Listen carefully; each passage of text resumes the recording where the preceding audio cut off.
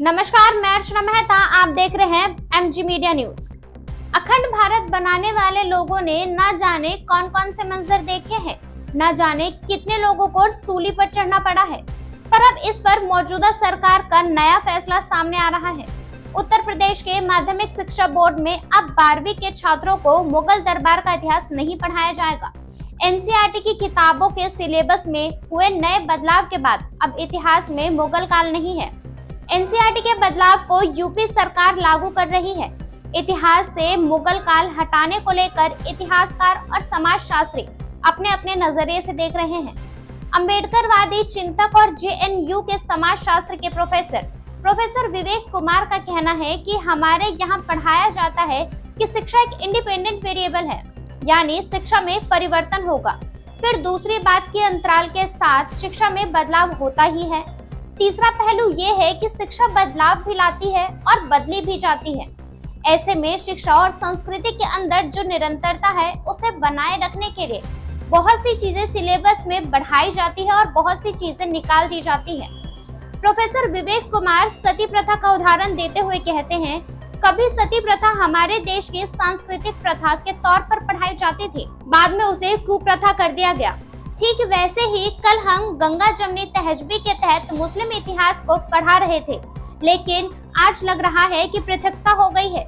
इसी कारण पाकिस्तान में बहुत से हिंदू धर्म के महानायक पढ़ाए जाते थे, बाद में जनरल जियाउल हक के समय में वो बदल दिए गए।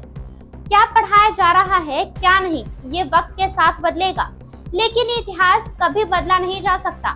मानना ये है कि अब वो दौर है जब इंफॉर्मेशन और टेक्नोलॉजी के चलते युवा सिर्फ किताबों पर ही निर्भर नहीं है।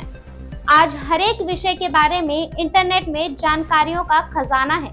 आप सोचकर देखिए कि कभी बाबा साहेब भीमराव अंबेडकर, सावित्रीबाई फुले, साहू जी महाराज किसी को कोर्स में नहीं पढ़ाया गया, लेकिन आज समाज में इन सभी महानायकों के बारे में चेतना आ चुकी है। हमारे शैक्षणिक पाठ्यक्रमों में लोक चेतना स्पष्ट नजर आती है, जिसमें बहुत सारे पहलुओं का मिश्रण होता है। हमेशा से इतिहास में कुछ चीजें हटाई गई और कुछ विषय जोड़े गए, लेकिन इसमें लोक की चेतना का बहुत बड़ा रोल है। इसके पीछे वजह क्या है? कहीं ये कोई राजनीतिक तो नहीं? जाने माने इतिहासकार सलिल मिश्रा कहते हैं कि इतिहास में जोड़ घटाव चलते रहते हैं, लेकिन हमें ये जानना होगा कि इसके पीछे वजह क्या है। यह रिसर्च का विषय है। हमें यह भी जानना होगा कि इस बदलाव का आधार क्या है। उसका आधार शोध है या कोई राजनीतिक कारण है? हमारी सामाजिक ज्ञान की दुनिया है, उसे पॉलिटिक्स ने हाईजैक कर लिया है। यह बहुत दुर्भाग्यपूर्ण है।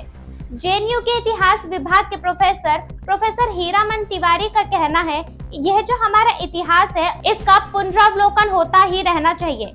उसका कहना है कि मुगल साम्राज्य की महानता के साथ साथ उनकी क्रूरता और आक्रामकता भी इतिहास में दर्ज होनी चाहिए।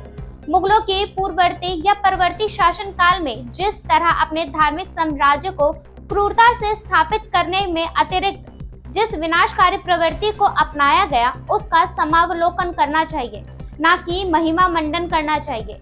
इसको उजागर करते रहना चाहिए। किसी का महिमा मंडन यानी बड़ाई तब होता है जब वो इस लायक हो।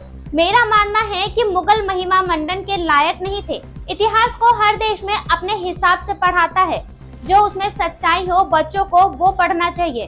फिलहाल के लिए बस इतना ही। देश और दुनिया की तमाम खबरों को देखने के लिए देखते रहिए एमजी मीडिया न्यूज।